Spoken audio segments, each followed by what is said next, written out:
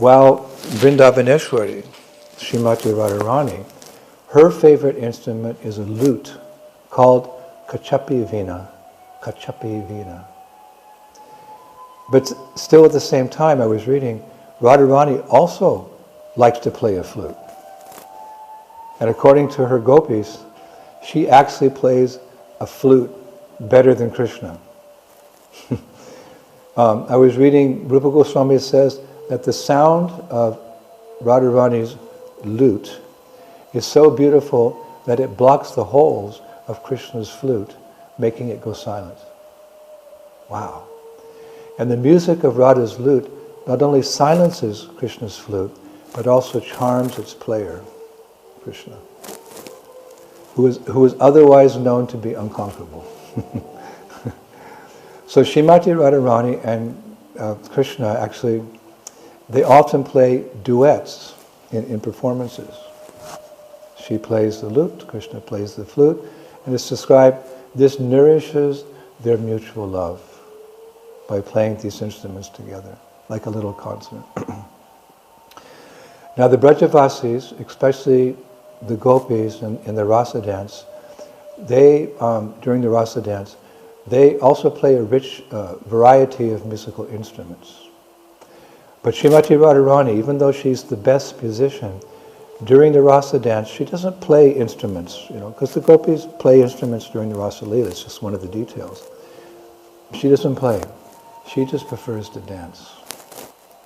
And when Radha dances, it's described, she is like a diamond surrounded by a golden band of smiling gopis, playing veenas, mridangas, talas, and kartalas, and other musical instruments. Isn't that beautiful? But as much as the gopis admire Krishna's flute playing, they actually consider Krishna's flute to be their enemy. Wow. Why? Because it drinks the nectar of Krishna's lips without any obstacles. Why? Well, because for the gopis there's so many obstacles, even to get to be with Krishna, what to speak to and enjoy the nectar of his lips. So the flute's always enjoying the nectar of Krishna's lips, so the gopis consider it their enemy. They actually consider Krishna's lips to be their property, according to Rupa Goswami, not the flute's property. Transcendental nectarian details. Actually, a leela. One time Krishna had an idea to play his flute, how would you say, in a certain way, so as to attract the gopis to come where he was standing in the forest. He thought, I will play a tune that will bewilder and attract the gopis, especially Sri Radha. Then he thought to himself, I just need to find the notes to which those girls will be most susceptible and to which their senses will be attracted. So Krishna, it's really cute, he began experimenting with different flute melodies to achieve this purpose. So one day he played a tune that stunned his cows, who gave up eating grass in favor of just sitting there relishing his flute song with their ears and tasting the sweetness of Krishna's face with their eyes. So that didn't bring the gopis, or Radha. So the next day, Krishna experimented with another tune. And this time the forest animals and birds were stunned. And like the cows, they all stood still where they were, as if they had, it's described, had been confined within invisible cages. Like they'd been confined within invisible cages. Didn't attract the gopis, or Radha. On the third day, Krishna's tune attracted the deer, which actually flocked to him in mass. And mesmerized by his attractive appearance, they worship Krishna with love-filled eyes. Now, I was also reading that the gopis, they were somehow aware of these practice sessions. Krishna's practicing. the Lord is practicing these practice sessions? And they told Krishna's mother, Yashoda, that Krishna was practicing. They said to Mother Yasoda, "O pious Mother Yasoda, your son, who is expert in the art of herding cows, has invented various novel styles of flute playing." They just mentioned that to Mother Yasoda. Now, on the fourth day, Krishna played another tune which attracted the demigoddesses from Svargaloka, who were so bewildered by that sound that their clothes loosened and their ornaments fell off. And on the fifth day, Krishna played a melody so powerful that all animate things became unconscious, and inanimate things came to life. Wow. On the fifth day, Krishna played a melody so powerful that all animate things, mean moving things like you and me, became unconscious. And all inanimate things, like chairs and sofas and pots, came to life.